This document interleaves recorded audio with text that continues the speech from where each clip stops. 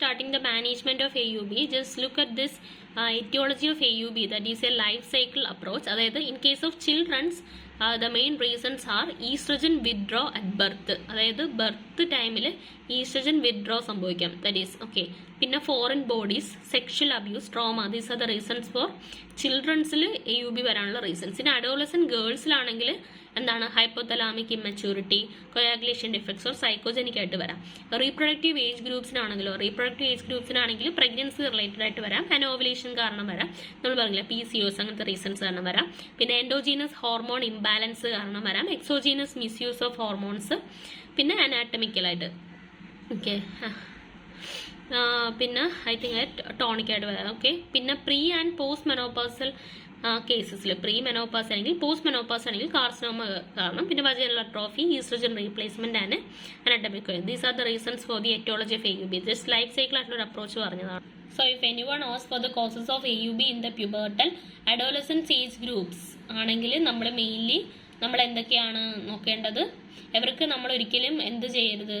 PVO, dilatation and curettage per rectal examination can be done in rare ഇൻസ്റ്റൻസിൽ ചെയ്യാം, പക്ഷേ ഇതൊക്കെ നമ്മൾ പറ്റുന്നത് അവോയ്ഡ് ചെയ്യണം. അപ്പോൾ ഇവിടെ മെയിൻലി അവരുടെ എന്താണ് പ്യൂബർട്ടൽ അല്ലെങ്കിൽ അഡോളസൻസ് ആണ്. അപ്പോൾ മെയിൻലി ഇമ്മച്യൂർ ആയിട്ടുള്ള ഹൈപ്പോതലാമോ പിറ്റ്യൂട്ടറി ഒവേറിയൻ ആക്സിസ്, അല്ലെങ്കിൽ എന്തെങ്കിലും bleeding coagulation disorders like von Willebrand disease, ITP ഉണ്ടെങ്കിൽ വരാം, PCOS, പിന്നെ ട്യൂബർക്ലോസിസ് ഏർലി സ്റ്റേജിൽ വരുന്ന തൈറോയ്ഡ് ഡിസോർഡേഴ്സ് ഓർ അങ്ങനത്തെ കേസസിലാണ്.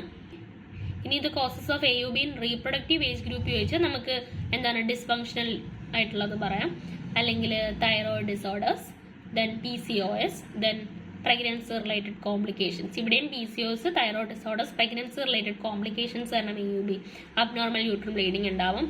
പിന്നെ problems related to contraception temporary ആയിട്ട് വരാം, പെർമനന്റ് അതേതാണെങ്കിലും അത് റിലേറ്റഡ് ആയിട്ട് AUB വരാം. പിന്നെ ഫൈബ്രോയിഡ് അഡിനോമയോസിസ്, ഒവേറിയൻ ട്യൂമർ, നമ്മൾ നേരത്തെ പറഞ്ഞ കാര്യങ്ങളൊക്കെ പറയാം. പിന്നെ PID, പിന്നെ ബ്ലഡ് ഡിസ്കാരിയോസിസ്, ITP, ലൂക്കീമിയ അവർക്ക് റയർ ആണ്.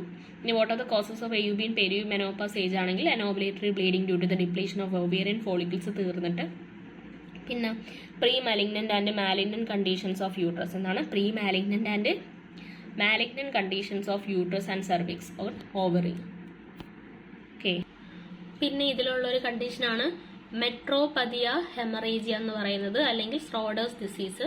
ഇതെന്ന് പറയുന്നത് കൂടുതലും പെരി മെനോപാസൽ വുമണിൽ കാണുന്നതാണ്. അപ്പോൾ ഇവിടെ എന്താണെന്ന് വെച്ചാൽ ഒവേറിയൻ ഫോളിക്കിൾസ് ഡെവലപ്പായി. ഒവേറിയൻ ഫോളിക്കിൾസിന് കുഴപ്പമൊന്നുമില്ല, അവർ ഡെവലപ്പ് ആവും, ഈസ്ട്രജൻ അതനുസരിച്ച് പ്രൊഡ്യൂസ് ആവുന്നുണ്ട്. പക്ഷേ ഈ ഡോമിനന്റ് ഫോളിക്കിൾസിന് എന്ത് ചെയ്യാൻ പറ്റുന്നില്ല? Fail to develop. അത് കംപ്ലീറ്റ്ലി അവർക്ക് ഡെവലപ്പ് ആവാൻ പറ്റുന്നില്ല. And this leads to failure of LH surge. അതുകൊണ്ട് തന്നെ LH സർജ് ഇവിടെ ഉണ്ടാവുന്നത്. അപ്പോൾ ഒവേറിയൻ ഫോളിക്കിൾസ് ഡെവലപ്പ് ആവുന്നുണ്ട്, ഈസ്ട്രജൻ പ്രൊഡ്യൂസ് ആവുന്നുണ്ട്, പക്ഷേ ഡോമിനന്റ് ആയിട്ടുള്ള ഫോളിക്കിൾസിന് പിന്നെ അങ്ങോട്ട് ഡെവലപ്പ് ആവാൻ പറ്റുന്നില്ല. അപ്പോൾ അത് കാരണം LH സർജ് ഫെയിലിയർ ആവുന്നു. അപ്പോൾ LH സർജ് ഫെയിലിയർ ആവുന്നതുകൊണ്ട് തന്നെ അവിടെ ഓവുലേഷൻ ഇല്ല, but formation of follicular cyst സംഭവിക്കുന്നുണ്ട്. ഓക്കെ. അപ്പോൾ ഇവിടെ there is no progesterone is produced, and here mainly there is unopposed estrogen action on the endometrium ഉണ്ട്. So prolonged periods of amenorrhea, like 2 to 3 months of amenorrhea കാണും. അതിനുശേഷം പെട്ടെന്ന് followed by painless prolonged profuse bleeding ആണ് ഈ കേസസിൽ കാണുന്നത്. Okay. And here the bleeding will be profuse ആയിരിക്കും, painless ആയിരിക്കും. ഓക്കെ. ഓക്കെ. ദെൻ ഇവിടെ നമുക്ക് while we are doing the histopathological examination of endometrium, we can see a Swiss cheese appearance ആണ്. That is cystoglandular hyperplasia, and the investigation and management is just like of AUBO. പിന്നെ എൻഡോമെട്രിയത്തിനെ കുറിച്ച് പറയുന്നുണ്ട്. അപ്പം നമ്മൾ പറഞ്ഞു നേരത്തെ എൻഡോമെട്രിയൽ പാറ്റേൺ ഹൈപ്പർപ്ലേഷ്യ ആണ്. അപ്പോൾ ഹൈപ്പർപ്ലേഷ്യ തന്നെ different types of endometrial pattern ഉണ്ട്. ചിലത് നോർമൽ ആയിരിക്കും, 60% നോർമൽ ആയിരിക്കും. അത് തന്നെ പ്രോളിഫറേറ്റീവ് എൻഡോമെട്രിയോ അല്ലെങ്കിൽ സെക്രേറ്ററി എൻഡോമെട്രിയോ എന്ന രീതിയിൽ കാണും. ചില കേസസിൽ നമുക്ക് ഈ cystoglandular hyperplasia, Swiss cheese pattern കാണാൻ പറ്റും. ചിലതിൽ സിമ്പിൾ ഹൈപ്പർപ്ലേഷ്യ, അത് വിത്ത് ഓർ വിത്തൗട്ട് ATP. പിന്നെ കോംപ്ലക്സ് ഹൈപ്പർപ്ലേഷ്യ, അതും വിത്ത് ഓർ വിത്തൗട്ട് ATP. പിന്നെ ചില കേസസിൽ complex hyperplasia with ATP. Chances of malignancy if untreated 30%. Okay. അതുകൊണ്ട് ഇനി mainly what are the causes of endometrial hyperplasia എന്ന് ചോദിച്ചാൽ നമ്മൾ നേരത്തെ പറഞ്ഞ അനോവുലേറ്ററി സൈക്കിൾസ്, അതായത് അൺഓപ്പോസ്ഡ് ആയിട്ട് ഈസ്ട്രജൻ വരുന്ന കേസസിൽ, പിന്നെ മെട്രോപതിയ ഹെമറേജിക്ക കേസസിൽ, പിന്നെ obese woman, PCOS condition, woman on tamoxifen, then menopausal woman on hormone replacement therapy without progesterone, അതായത് പ്രൊജസ്ട്രോൺ ഇല്ലാണ്ട് ഈസ്ട്രജൻ ഉള്ള തെറാപ്പി എടുക്കുന്നവർക്ക് feminising ovarian tumours. So these are the main reasons for the endometrial hyperplasia.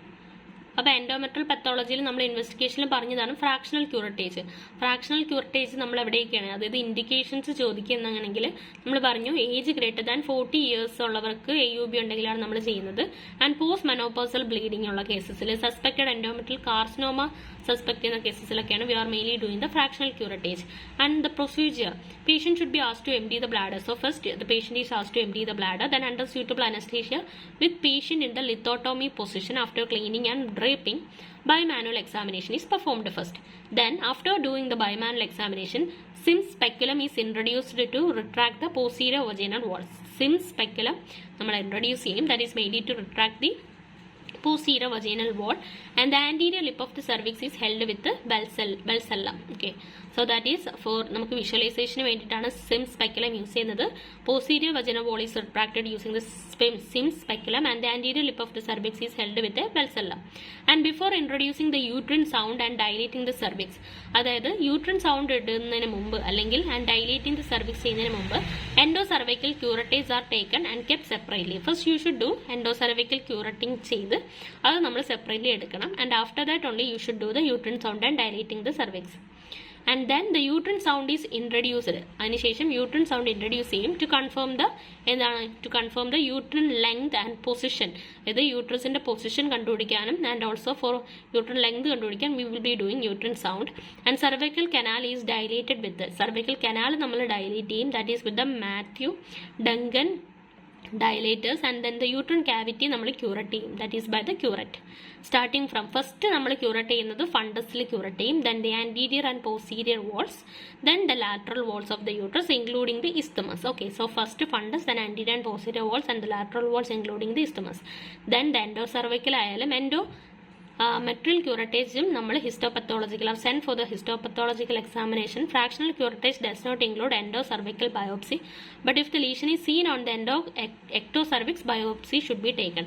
അതായത് fractional ക്യൂറേറ്റേജിൽ നമ്മൾ endocervical biopsy എടുക്കത്തില്ല സത്യത്തിൽ, so അതൊരു ഇതിൽ ഇൻക്ലൂഡഡ് അല്ല.